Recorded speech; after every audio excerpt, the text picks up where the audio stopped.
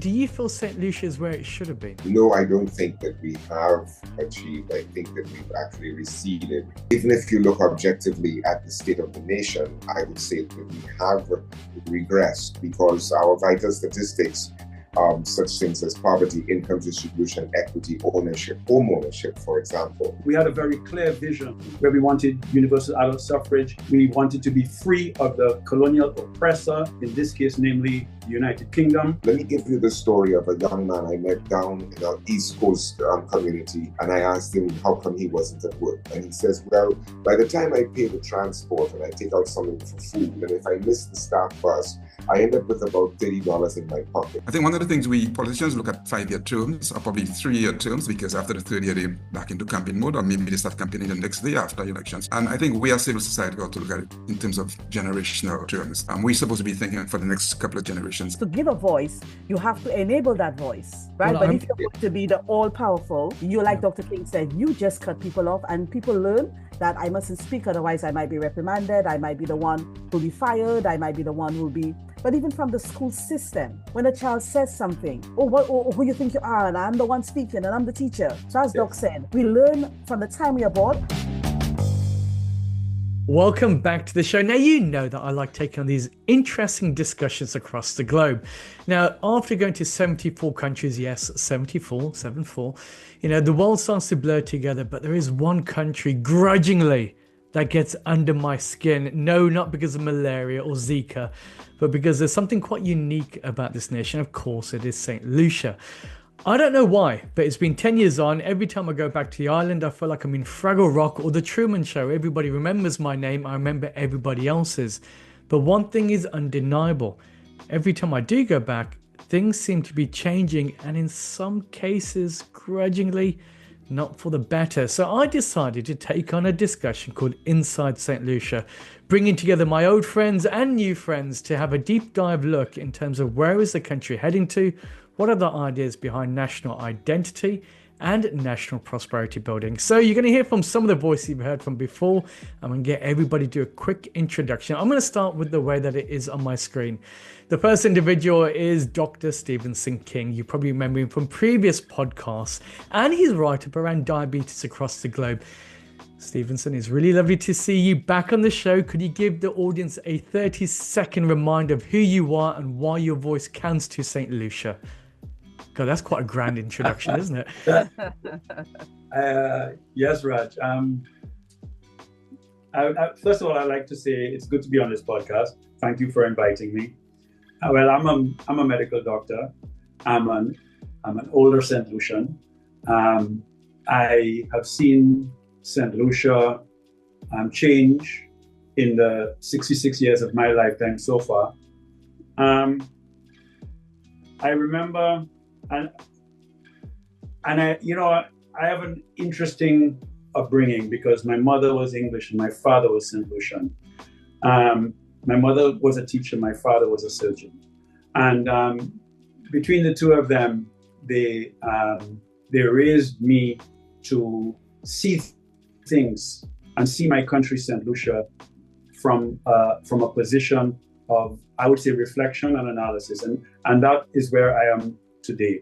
And I hope that we can further that conversation. Oh, great. I was wondering where that was going to go, Steve. I saw Adrian's eyes lift up when he said older St. Lucians. So I thought, here you go. So talking about older St. Lucians, Adrian, lovely to have you back on the show. Would you like to give a quick reintroduction into who you are as a senator, poet, and everything economically speaking? Well, thanks, Raj. Thanks for having us. I tell people that I am an economist and I am a poet. So I live on the edge of elation and despair, and it's a very short trip between the two of them. I think like Stephen, who I went to school with many years ago, I have a particular view of country. I was trained and began my career at a time when we were deeply committed to nation building, which meant that we were trying with every fiber of our being to create, envisage, and bring about a better St. Lucia. And we devoted ourselves to that. As a young economist in the Ministry of Finance and Planning, that was my life. And that conversation seems to have petered off into a lot of nothing. So that I translate my own dilemma into the questions that I would ask myself. Where are we going? What are we doing? What do we want? Who are we? What are we becoming? What are we hoping to become? And as I am now a grandfather, I hear the voices of my children and my grandchildren asking me those questions, and I'm at a loss for answers. And so that, for me, that's very sad. And as an economist, it's a voice I cannot ignore, because I would also like to plan and see and envisage. Oh, we can see where this conversation's going to go. Brilliant. Okay. And then our new guest for the show, I've got Bernard Fanis. Bernard, can you introduce yourself to the wonderful audience out there under 60 seconds, please? Yes, thank you. And thanks for the opportunity. I am a television producer. Working with Calabash TV. In St. Lucia, we focus quite a bit on promoting the cultural and creative sector, entrepreneurship, and we're focusing on some level of advocacy.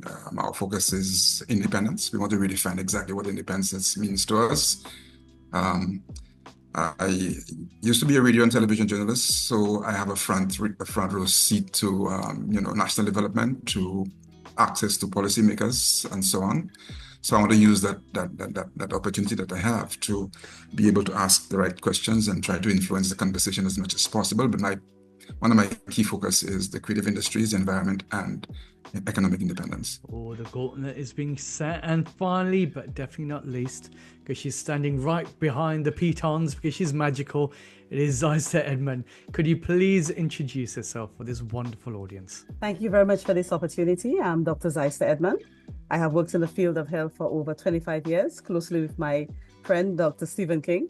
We've been involved in many transformational activities in the health sector, and I think we both continue to serve in that capacity. Yes, Doc? Wonderful. There you go. So now everything's been set down. We know who each other are. Let's kick off, because the question is about global futures, leadership, and the road ahead. But there's one thing that came to mind. You said about independence, Bernard. Obviously, as every good St. Lucian is, the moment that St. Lucia gained independence, there was a lot of hope in the air, and people had an imagination of what the future would look like. Now we're at the eve of 2025, midway through the year, with a lot of promise in the air still. Do you feel St. Lucia is where it should have been many years ago when those promises were made? And I'm going to leave this to an open floor. Whoever speaks first wins. Because you're all too polite, go on, Bernard. I'll let you kick it off, because you moved your mouth first. Yeah, my short answer is we've done well as a nation, and we can be comfortable with what we've achieved. But when I look at it in the context of what independence was supposed to mean to us, so we got political independence.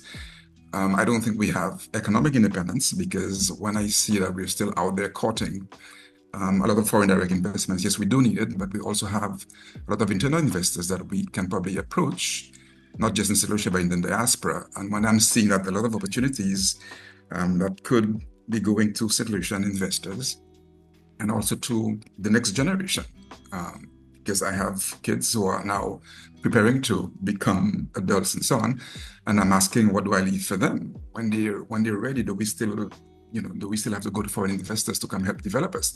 Or can we say, well, thank you for 46 years, now we're ready to take over after 46 or 50 years. So I'm looking at independence from that perspective, and I'm looking at when we turns to 60 or 70, would we still have the need for us to be out there bringing in foreign investors who take away opportunities from us?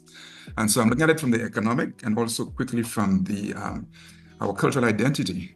That's one of the things that I'm focusing on. I'm thinking we're losing our identity because we're not focusing on identifying what it is and developing it. And so these are the two key areas: economic independence, also who are we as a people, and how do we define St. Lucia? So when I look at independence, I see we haven't done enough for our culture. Adrian, I can see that you're itching there to say something. I can see it in your eyes. Go on, Adrian. What's your thoughts? Yeah, I might be a little less ambiguous. No, I don't think that we have achieved. I think that we've actually receded.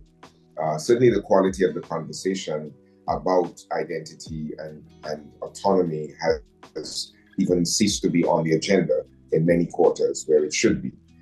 But even if you look objectively at the state of the nation, I would say that we have regressed because our vital statistics, such things as poverty, income distribution, equity, ownership, home ownership, for example, education being one of my pet peeves, I don't think that we are doing very well at all. And without a sort of, yes, emotive conversation about who we are, who we really are, who we wish to be, how we see ourselves, then it's almost impossible to have those conversations because the motivation is so diluted.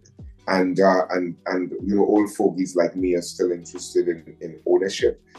What's wrong with employment, which everybody wants to talk about? Well, I don't want to talk about employment particularly. I want to talk about ownership. I don't want to talk about poverty reduction. I want to talk about wealth creation and prosperity. I don't want to talk about investment by foreign investors for the rest of my life. I would like to talk about economic autonomy of the people right here. I would like to look at the diminution of the domestic private sector. I would like to talk about the hegemonic relationship between grand hotels and the rest of the tourism sector. Let's see if we're really getting this thing right, because we are, after all, the descendants of the great Sir Arthur Lewis, who predicted a certain mode of development based on surplus capital, on surplus labor and insufficient capital, and we have not gotten it right. We have in fact continued to be dependent on our addiction to foreign capital instead of growing out of that. So let's have. I'm going to throw the question further than Stephen. And Xysta, is national prosperity a pure myth then for St. Lucia? Is it going to be outside the grasp, or is it something that still can be on the cards? Because no one seems to have created it as of yet. I have my thoughts, but I want Xysta to go first. Oh. Well, I want to go back to your very first question, in terms of whether we think we are there. And if we look at it right where we are now, we'll probably say, most of us, or all of us will say, no, we don't think we are where we believe we should be.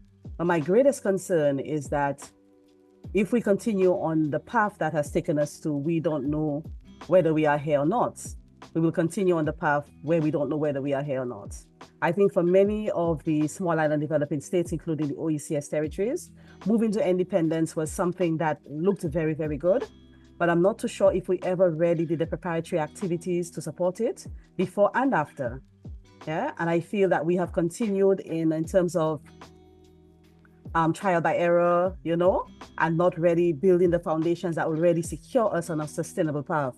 And I think most importantly, what we are seeing that we may have missed in the very beginning is protecting the minds of our population, securing the minds, building the minds of our people. I think we missed this from the get-go. And I think, like the other persons who've spoken this morning, Bernard and the gentleman here, sorry, Adrian. Sorry, Mr. Augier.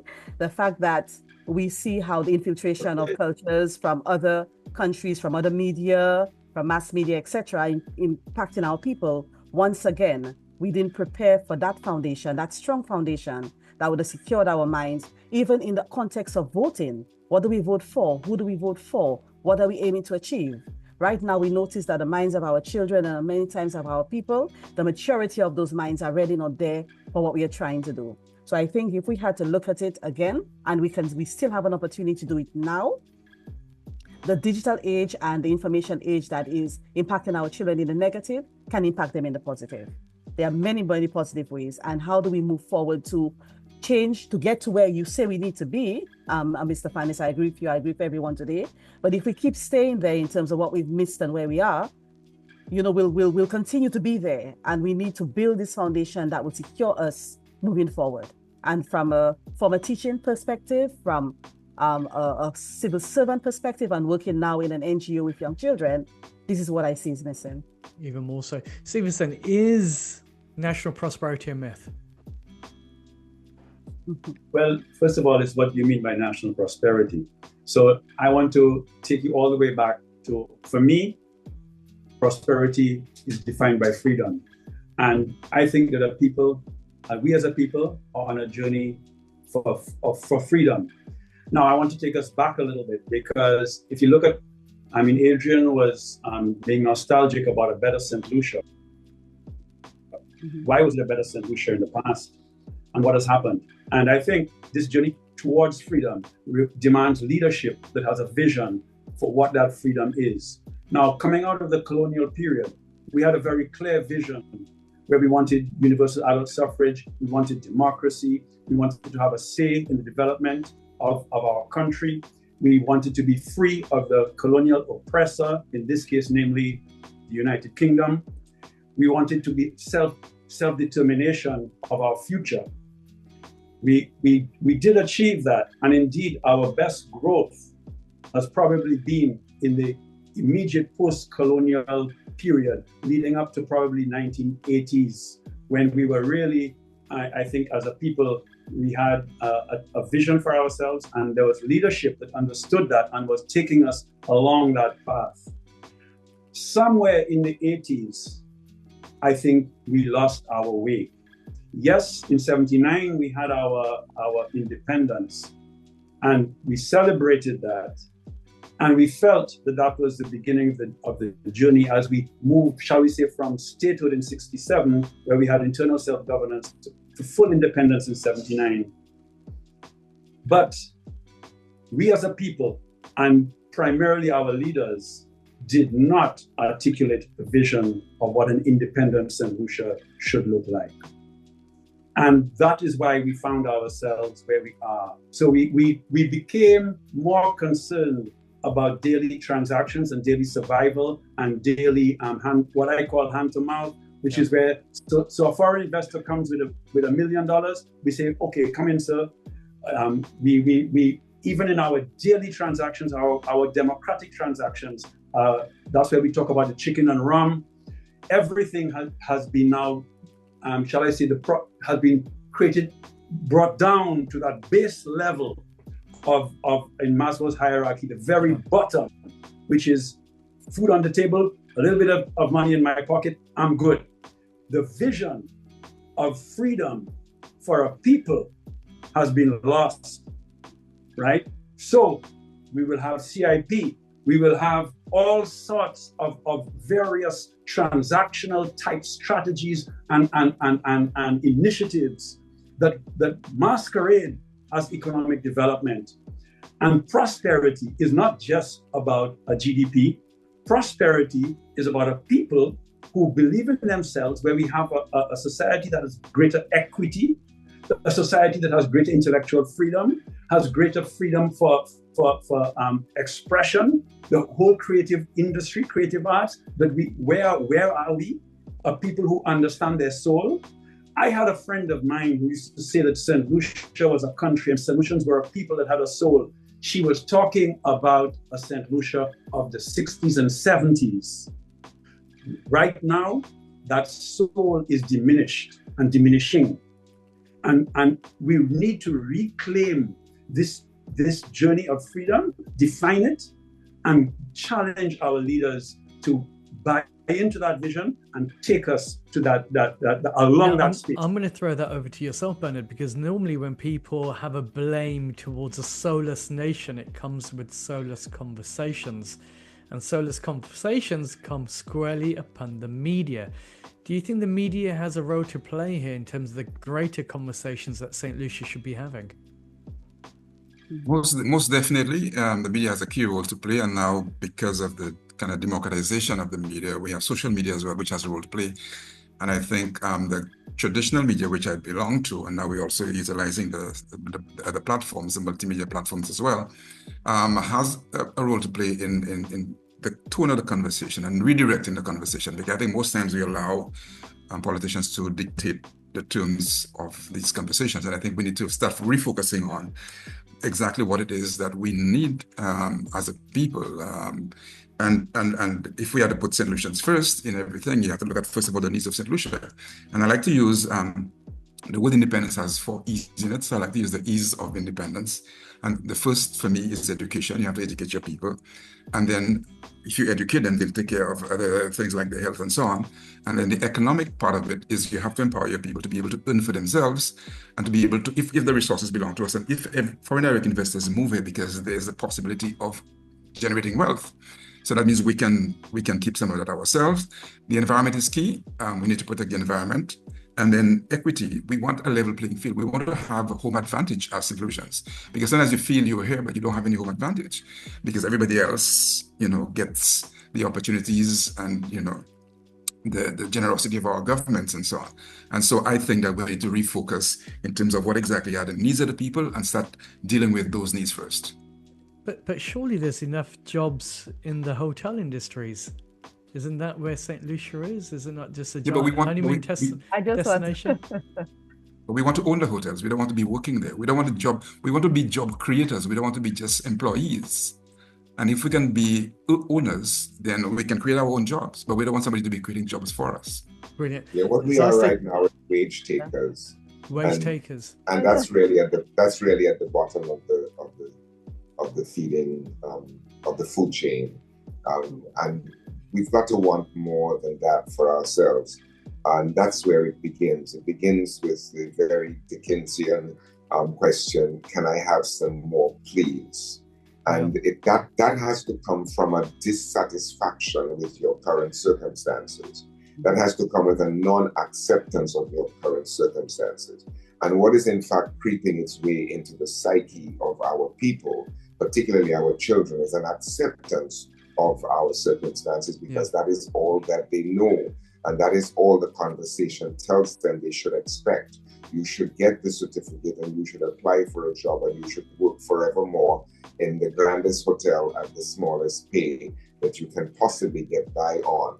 Meanwhile, public health is unaffordable. Public transportation is unaffordable. Daily groceries are unaffordable. So the betterment of self.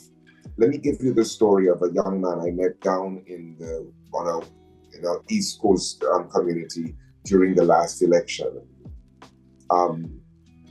Healthy, well-presented, articulate, and I asked him how come he wasn't at work. And he says, well, by the time I pay the transport and I take out something for food, and if I miss the staff bus, I end up with about $30 in my pocket. I could beg, borrow, or steal that in my own community without leaving home.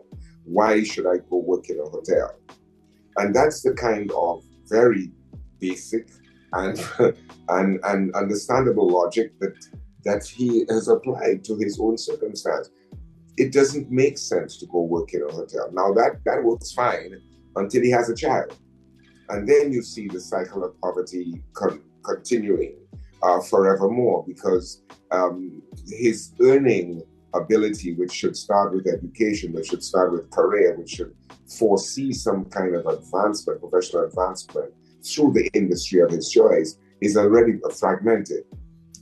So we come back to the question of, where are you taking me, sir? You who wish me to vote for you, where are you taking me? What are you offering? What does my future look like? And the saddest cut of all is if people don't have the temerity to ask that question. If nobody has the temerity or the autonomy to put that bowl out and say, please, sir, can I have some more from this development deal that you're offering? Then it tells you how short-lived the conversation is going to be. We're talking about books because you come up with a good quote there. Please, sir, may I have some more? CIP has given you one of the world's unofficially larger diasporas because now they're your fellow country people. But surely using your lover quotes, all are born equal, but now some are more equal than others, especially if you have the finances to be able to pay for a passport. Going over to yourself, Xysta, what are your thoughts on it all? Is St. Lucia doing the greatest disservice to itself then? Because that's what it seems like. Why has it all gone so wrong? As we said earlier, there have been many attempts to raise revenue and provide some support to the country. And I think it's all well-intentioned, but as Dr. King and as Mr. Adrian Augier and Mr. Fanis have indicated in many different ways, understanding what independent means was first and foremost, an issue. And Dr. King and team, I really don't think we ever understood what that meant. You know, the world was going in one way, persons were going in one way. We jumped on this bandwagon and we went along with it. But in true independence, as all of you have rightly pointed out, includes educating your population. Mr. Fanis, the 4 E's that you rightly pointed out. And the emphasis has never really been there. There's been education, yes, but there's not been an education towards transformation. There's not been an education towards building capacity for independent living and independent development, own your own business. And even when you look at the education system and the way we treat the kids, it's like we are talking to them, we are doing it for them, we are telling them what they should think, we're telling them what they should write. Common entrance is about cramming, and you have to get the answer to this and that. And we are not geared towards the change that we are looking for. And that's why I feel amidst all the changes that we have to happen, sustaining it is going to be going back to protecting and securing the minds of our people, to bring about that transformation that we've all discussed. Some of us have it because of our experiences, because of our bringing, because of exposure. And exposure, where we found ourselves. We're always demanding, as you rightly said, not just may I have some more, please, but I'm going to create more for myself going forward. And even when we look at the public service and coming towards retirement, people are just stressed and just scared because they haven't thought through anything and they don't know how to go into retirement, and the monies are going to be maybe just a quarter of their salary. And there's a lot of fear coming towards retirement across the island.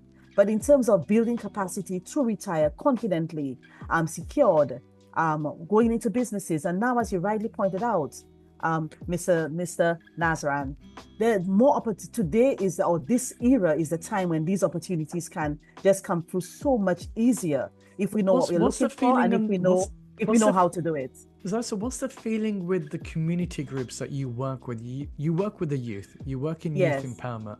These are the biggest voters for the next elections that could be coming up around the corner. How do they feel about being St. Lucian? What does it mean to them? Because obviously you heard from Adrian, Stephen, and Bernard at one moment. This felt like the biggest thing in their lives. They're now independent. They are free to forge their own paths of destiny. But now it feels like it's a law of diminishing returns for some. I think our people are just now beginning to come into this forum where they feel they actually have a voice. Because it's one thing to tell someone that they have a voice, and it's another one to allow them to have that voice, right? So the parents who are in the summer camp that we have, we conduct a science and technology summer camp every year. This is our 4th year. And our goal is to just build in the minds of our young children all the opportunities that are out there, your capacity, your talents to go and do for yourself and define for yourself is now. Because right now, if you have an idea, you can develop it and you can become a millionaire overnight. We have seen it happen. We know it can happen. So right now, it's how we think and feel about the power that we have in our hands and how we use education to challenge those thoughts. In terms of the parents and the community that we work with, it's the beginning of a transformation, Doc, if I can say that. It's the beginning of a transformation. Our people are beginning to ask the right questions. Maybe not all of them at the same time, but from the feeling I have on the ground, people are beginning to ask the right questions. Not as the doc are not moving from, as you rightly pointed out, not how I can get a little piece of chicken or a few sheets of plywood to build my home, but what's going to happen to my kid? What's going to happen to my grandchildren? People are beginning to ask those questions. And in the group that I work with, these are some of the questions that are coming out, especially because of the work that we do. Parents are saying to us, why do you do this for my child? Well, then I want to throw this question onto yourself, Bernard, then. Obviously, Xysta is saying some really valid points there, that kids and the parents and the grandparents saying, where are we heading to as a country? What are the opportunities available? Do you feel then that the silence from the current administration and opposition parties then is deafening when it comes to trying to answer these questions? Yeah, that's slightly contentious, isn't it? Yeah, the political parties are not addressing the real issues that impacting people, because if they were, we wouldn't be. But for the past few elections, governments have been changed every election. That means people are not satisfied with what is on offer. And even if you do a quick poll now, you still get the impression that there's still a need for somebody to actually deal with our solutions. I think one of the things politicians look at 5-year terms or probably 3-year terms, because after the 3rd year, they're back into campaign mode, or maybe they start campaigning the next day after elections. And I think we as civil society got to look at it in terms of generational terms. We're supposed to be thinking for the next couple of generations. And my simple solution is let's start from the preschool, start educating our young people at that age about economic independence. You can own the big hotels you're seeing there. One of these days, maybe we don't need big hotels as solutions. Maybe we need smaller hotels that most of us can own, more Airbnbs and so on, more economic empowerment in the community. So we need to start telling kids from that age, start preparing yourself, start training for the next generation. Because we only resolving things in 3-year cycles and so on. But I think we need to start from the preschool, and again, that's where education comes in. Let the kids get the good appreciation of what the cultural identity is. Who are you as a solution, and what do you need to do to survive generations? And I think we need to start focusing on that aspect of the education, and of course, obviously take advantage of the environment. But I think that we, as civil society, ought to be more aggressive in actually setting the agenda as opposed to allowing politicians to set it and then we react to politics. Stevenson, I'd like to jump in a bit, Raj. Please do. So my own work with young people, and maybe it's just my perspective, but we absorb what we can and hear what we wish. But I think that young people are increasingly distanced from the political process. They are not perceiving that their vote, their opinion, their voice makes a difference. And with the young people that I work with, I very often ask, how old are you? I'm 17. Okay, so you're going to vote in the next election? No. Why not? Well, that's not going to change anything. That's not going to really empower me. I'm planning to leave, go away, and I probably won't come back because nobody will, A, pay me properly so I can service my student loan. And secondly, there's not much scope here for what I want to do anyway. So St. Lucia is the fourth most affected country in CARICOM by brain drain. You would not have thought so, but it actually is a statistic. The UN had determined this some time ago. I don't think it has changed. My own personal statistic is 100% of my children and grandchildren do not live here, and I am without an argument to draw them back, which is quite sad for me. This is home. So I think we really have to look at the ability of the society to renew itself. And as an economist, it's a great dilemma for me.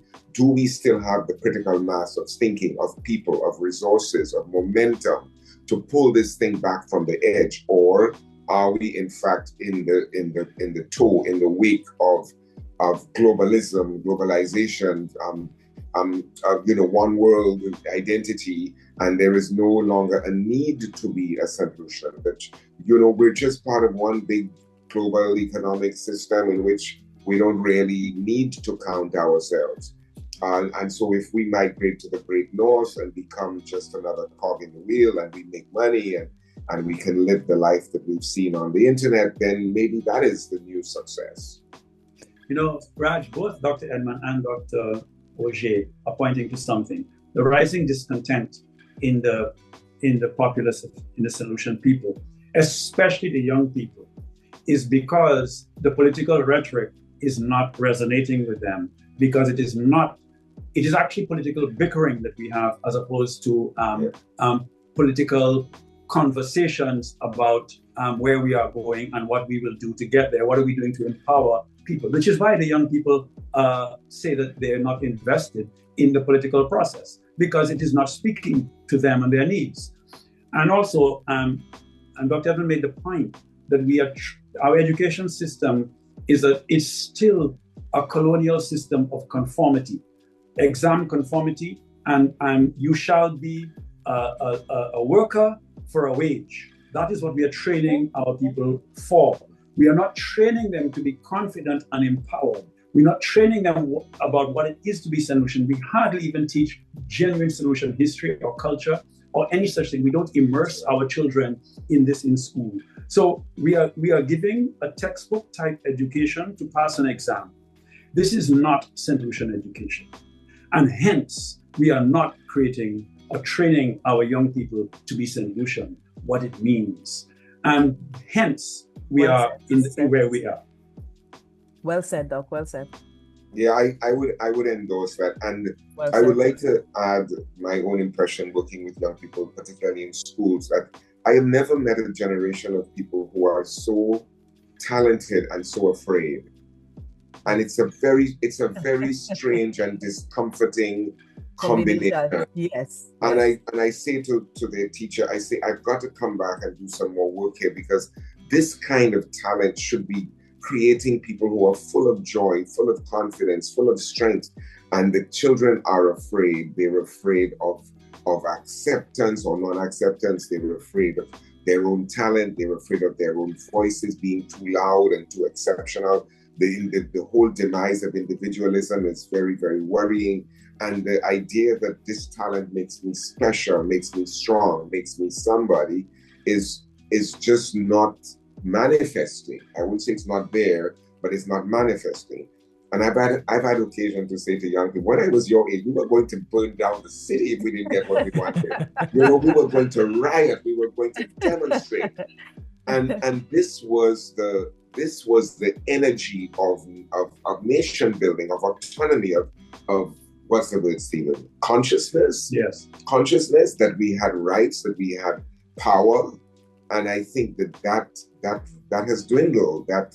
That ideal has dwindled to, well, it's not going to be about us and our generation. I'm in the voice of young people. It's going to be the older folks who are going to make these decisions, and we will see how it evolves, and we will live with it, or we will go away. You're saying it's a testicular fortitude of being able to go out there and say, we are reclaiming who we are as St. Lucians. Correct, Raj. And that's what we're hoping to do today. Well, and you said... I don't understand this one. You said about power. Doc save me. You said about power. And I think that it really boils down to that. Human beings are all about power. Now, what has happened is that power has been concentrated into the hands of a few. And we need to find a way of democratizing that power and putting the people back into claiming back that power that Adrian was talking about. And the power is taken away from the people in a variety of ways. And fair. And somebody mentioned fair, and also, I think the neo-colonial approach of our current our iterations of government since independence have all been about maintaining power, their power, not creating power for the ordinary St. Lucian. Exactly. And what happens is, if you want to do that, you do that by economic strangling and creating fear and creating insecurity. And unfortunately, that is where we are. And I want to see that change. And I must say, I have seen some moves in the last couple of years to do that. So for instance, a minimum wage setting is a good start to say, hey, we can do better. Because part of the problem is when our young people go into the workplace, they've come from a school that has taught them to conform and not be that, and have no identity for themselves, but to conform with whatever they have to fit. They have to fit in. When they go to the workplace demands the same thing, and then it is just so much oppression that I think our young people have to face. That hence the reason why indeed some of the young people I work with who are outlaws. Because what they have suddenly decided is, something, I am going to take the power into my own hands. It might be in the form of a Glock 380 or 9mm, but I am going to take power into my own hands. I'm going to run narcotics, and I'm going to make money, and I'm going to be free. I'm going to be free. I'm not going to join into your system of conformity and poverty. Yes, and prescribed poverty. Living hand to mouth, an SNS worker who can never have a dollar to save. That is the problem. And hence, are we surprised that more and more young people move away from the system and move into the margins, which actually can be outlaws? It's actually the logical thing to do. If you perceive that a system is not serving your better interest, then it is in your interest to abandon it and to move away and to not conform. And so therewith it goes the hope of building a coherent society. I remember speaking to young people in Soufriere and being told that the government made their parents outlaws, made their parents into criminals, because they were in the marijuana trade. And they say, but so that's how they feed us, that's how they clothe us. There's not much else for them to do. And there's a certain sympathy in that, because here they are in the school system, and there's a such a deep contradiction. Here they are in the government school system, being sustained by what the government has deemed to be illegal activity, since reform, by the way, happily so. But their own dilemma we're supposed to conform with this system which has made our parents into criminals. And what else is there for them to do? So these are deep, deep psychological scars and in our societal scars that we need to address.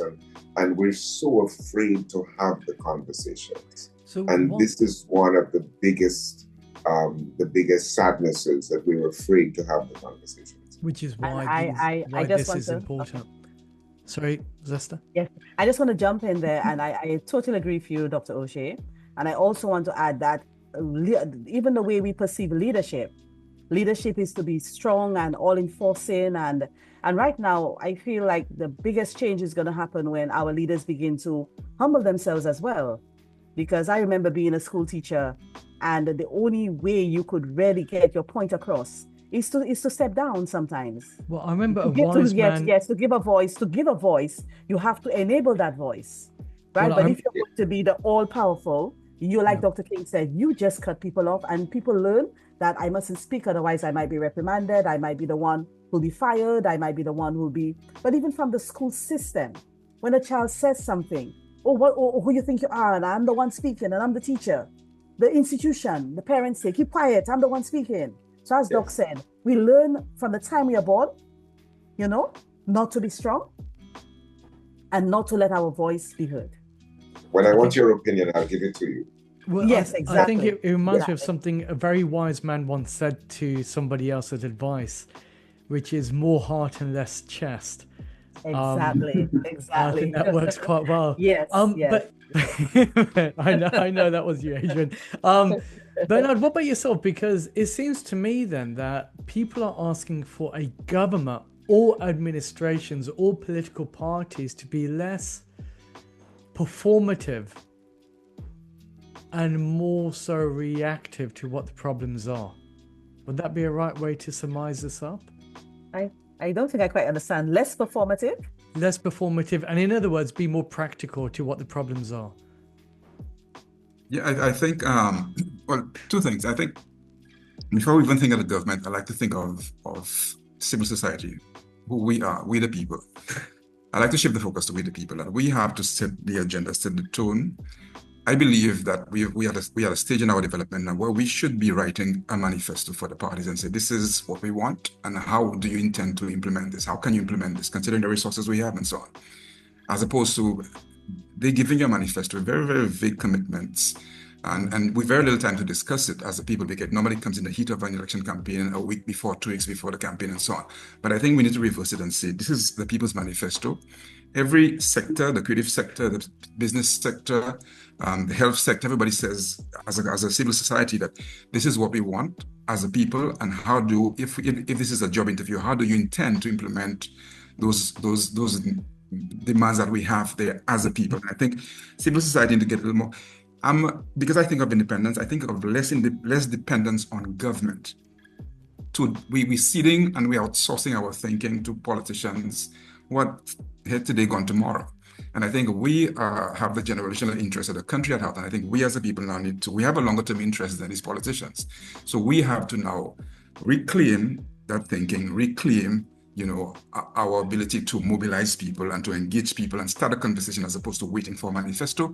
We need to prepare a manifesto now and present it to the politicians and say, how do you intend to implement this? And time is I endorse that message, Raj. I really endorse that. That is the most important statement, I think, of this particular podcast.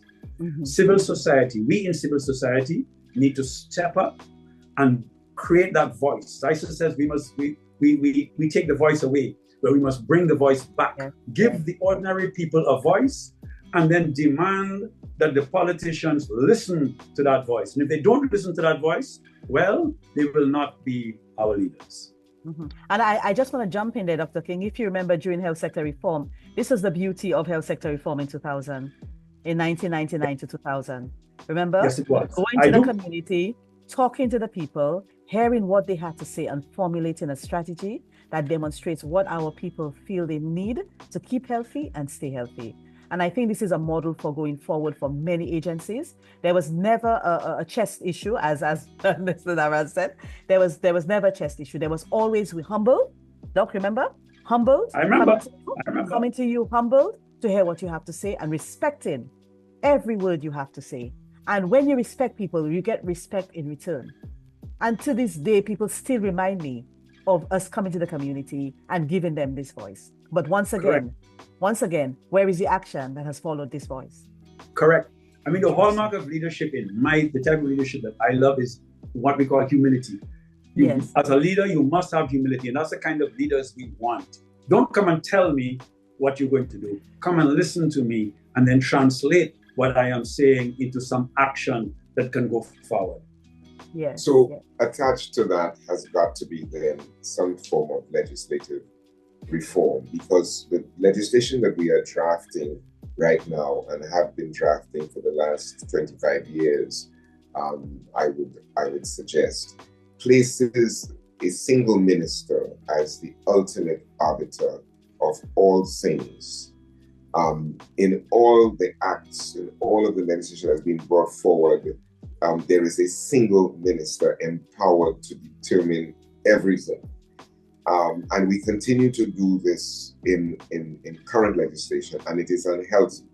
And when you start off with a political system where the Prime Minister appoints the referee, who is the Governor General, who is supposed to be neutral and nationalistic on matters of national importance, you recognize that built into the very structure of your democracy is an untenable assumption that you are going to get a Governor General who will preside over the football match unambiguously and objectively, and that in fact does not happen. So your entire legislative process, your system of governance requires some serious analysis, because you are not going to get democracy out of the vehicle that we have now. And when you therefore appoint what is it they call the prime ministerial monarchies, which is what we have throughout the Caribbean. It's a sort of flippant term, but it's actually very accurate. So you have these monarchies in which the reigning government, deliberately chosen, controls everything. Yeah. Then you cannot have checks and balances, which are the fundamental hallmarks of any democracy. Correct. So we have to go back to the architecture of our constitution, which we did some years ago, and which died not on the street or in the community, but in Parliament. It was murdered, and there it died and lay, not even without the ceremony of a funeral. The whole Constitutional Review Commission just died at the feet of politicians in the House of Parliament. But there's a sense of urgency now, though, isn't there? Because you have a sense of urgency now more than ever before. And Absolutely. The reason why is because you have organizations like the IMF that are saying we are going to see a global movement of jobs, over 30% job loss because of AI. And that's in your professional services. Bernard, you've been talking about the orange economy. So look at the media industries. Again, AI is having a huge impact on that. And then, of course, there seems to be the election year across the Caribbean, from different islands through to different countries. Elections are looming. Never before have we felt the pressing needs of change and voting in the right ways that manifests itself towards what national identity or national identifiables should be, because much more is at stake. Well, this is the first of many more conversations to come. But Steve, I'll let you have the last word. Go on. Raj, one more thing, because you cannot allow Dr. Augier's comment to not be expanded on in some way. Okay. The Constitution, which was given to us by the United Kingdom, so it was born from the oppressor, and the change to it was aborted. It wasn't even killed, because we never had a democracy. We have never had. But we've had a sequential monarchy of a prime minister where we vote every 5 years. We have never had a democracy. Now, when we wanted a democracy by changing that constitution which was given to us by our oppressors, we aborted it by a 17-0 vote in the parliament. Why? Because the parliamentarians recognized that the power was with them and they would not give it up. So they aborted the democracy, they aborted constitutional reform. They will not go back to it unless there's a civil society force that tells them, if you don't go back to this, you shall no longer be in the parliament. I just want to say one thing on that, Doc. I totally agree with you. But honestly speaking, some of these systems that are set up in the community to govern without us having this type of reform are going to govern in the very same way. There's a culture that needs to be addressed, Doc. Through legislation, through policy, through action on the ground. If not, you're just creating another system with the same problem. Right? Correct. So we must never underestimate how we prepare the minds of our people, you know? And in this culture right now, it's so embedded, as Dr. King rightly pointed out, in the minds of our people. We need to embed it first and foremost. Now, I want to broaden the conversation by throwing a challenge out to our University of the West Indies. I think because we're looking at a regional issue, and I think we need to tackle it from a regional perspective as well. That our university ought to start thinking of giving us alternative systems to what we inherited from the Europeans and colonials and so on.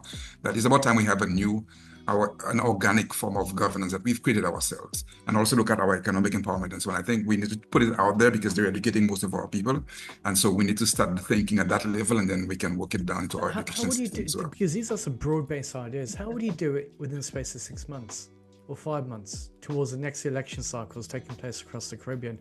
Because this helps, absolutely, it makes a difference, but real people's lives will be impacted in that next generation of politics, when people are going into the jobs market, when the students are then, or agents' grandkids are saying, I'm thinking about returning home, puppy, but those are the moments when this really, the rubber hits the road. What do you do in the short term? We create conversation because the speed of thought is very fast. If you get the right thought embedded in all the right minds and the mind changes, everything changes, because everything manifests based on how people think, as Xysta said. Yep, so what we have to do is start the conversation and infect the minds of the people with the healthy virus of their confidence, their independence, their solution consciousness. Reawaken their consciousness and tell them that you must, you can, and you will.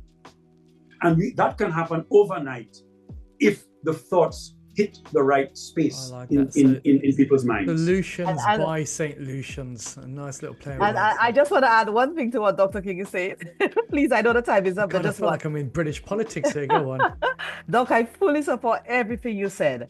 And whoever's listening to this, I want people to know that when a nation is empowered, when your masses are empowered, your nation will succeed. Sometimes we fear that. And the politicians must understand that when your people hold you accountable, you are that more successful. Everything you do that people hold you accountable, you're that much better at it. I do policy development, and when we have the biggest debates is when you have the best policy. So we mustn't be afraid of the change. And if I can make a shameless plug here very quickly, one of the things I want to do is to start a conversation, as you mentioned, 6 months. Ask one simple question: what are you voting for? And let me see what the answers are and take it from there. Brilliant. Well, until the second episode, I hope all remains well. It's all been battened down there. But thank you very much for the wonderful guests that have joined us today as we continue our journey across St. Lucia to get a deeper understanding of what national prosperity feels like, looks like, can be like, and also the big conversations that need to meet the option of publicity. Because let's face it, for me personally, I think St. Lucia and parts of the Caribbean are the last bastions of hope for true multiculturalism. Until next time, I hope all remains well.